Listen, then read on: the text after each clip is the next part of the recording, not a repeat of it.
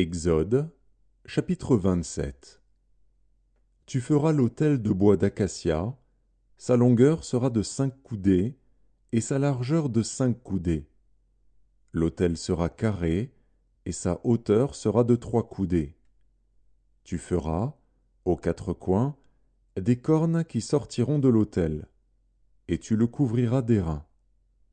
Tu feras pour l'autel des cendriers, des pelles, des bassins, des fourchettes et des brasiers. Tu feras d'airain tous ces ustensiles.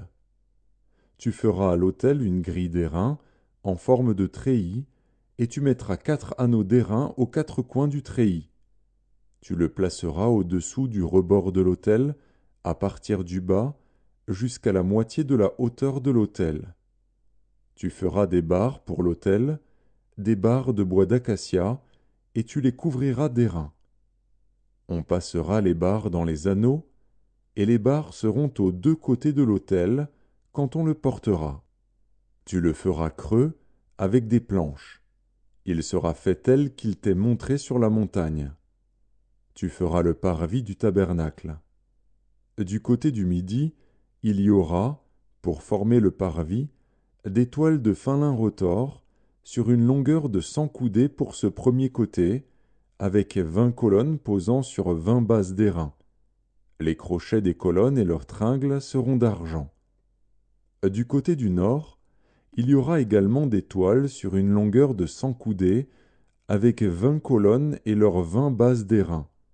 Les crochets des colonnes et leurs tringles seront d'argent.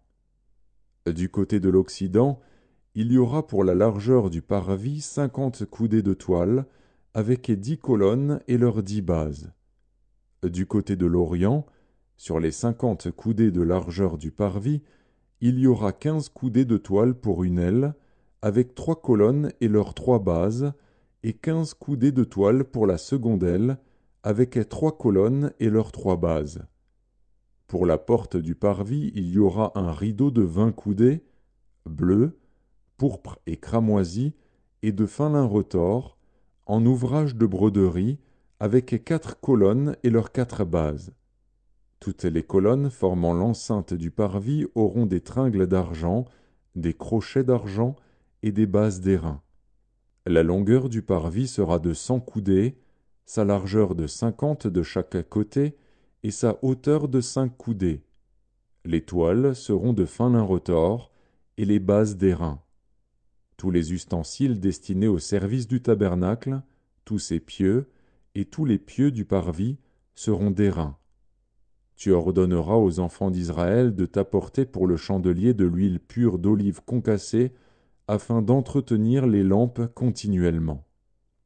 C'est dans la tente d'assignation, en dehors du voile qui est devant le témoignage, qu'Aaron et ses fils la prépareront pour que les lampes brûlent du soir au matin en présence de l'Éternel. C'est une loi perpétuelle pour leurs descendants et que devront observer les enfants d'Israël.